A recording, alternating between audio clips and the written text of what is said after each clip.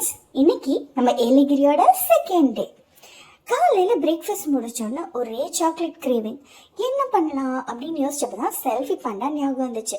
வேக வேகமாக கிளம்பி செல்ஃபி பாண்டாக்கு போயிட்டோம். அங்கே போனோடனே ஃபர்ஸ்ட் என்ட்ரு ஆனதே சாக்லேட் மேக்கிங்க்கு தான். அங்கே போனால் எக்கச்சக்க மோல்டு, அதுலேருந்து ஒன்று செலக்ட் பண்ணி எடுத்து ரெடி பண்ணுறப்ப என் குட்டி தங்கச்சி வந்துட்டா. ஒரு வழியாக அவளை சமாதானப்படுத்தி டாப்பிங்ஸ் போட ஆரம்பிச்சிட்டேன். அப்பயே என் குட்டி தங்கச்சி வந்து நானும் போடுவேன் அப்படின்னு சொல்லி வாங்கி அவளும் போட ஆரம்பிச்சிட்டான். ஒரு வழியாக 2 பேரும் போட்டு முடிச்சுட்டு வெயிட் பண்ணுறப்போ சாக்லேட்ஸ் கொண்டாந்து கொடுத்தாங்க. அந்த சாக்லேட்டை எல்லா சாக்லேட் மோல்டுலையும் ஊற்ற ஆரம்பிச்சிட்டோம். ஊற்றி முடிச்சோன்னா அந்த அக்கா கிட்ட ஃப்ரீஸ் பண்ணுறதுக்காக கொடுத்துட்டோம். சாக்லேட்ஸ் ரெடி ஆகிறதுக்கு இன்னும் 20 மினிட்ஸ் ஆகும்னு சொல்லிட்டாங்க. என்ன பண்ணுறதுன்னு யோசிச்சப்பதான் அந்த அக்கா சொன்னாங்க, வெளியே நிறைய கேம்ஸ் இருக்கு, நீங்கள் விளையாண்டு வர்றதுக்குள்ள இங்கே சாக்லேட் ரெடி ஆகிடும்னு சொன்னாங்க. சரின்ட்டு நானும் என் தங்கச்சியும் வேகமாக போய் எல்லா கேம்ஸையும் விளையாண்டு முடிச்சுட்டு வந்தோம். வந்து பார்த்தா எங்கள் மோல்டு ரெடியாக இருந்துச்சு.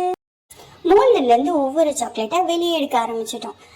ஒவ்வொன்றா நான் எடுத்து கொடுக்க என் குட்டி தங்கச்சி அதை பாக்ஸில் போட ஆரம்பிச்சிட்டாங்க. எல்லாத்தையும் எடுத்து முடிச்சதுக்கப்புறம் ஆளுக்கு ஒரு சாக்லேட் எடுத்து டேஸ்ட் பண்ணி பார்த்தோம். யம்மியாக இருந்துச்சு. அப்புறம் ஃபுல்லாக எடுத்துட்டு அவங்களுக்கு ஒரு தேங்க்யூவை போட்டுட்டு நாங்கள் வெளியே போய் திருப்பி விளையாட ஆரம்பிச்சிட்டோம்.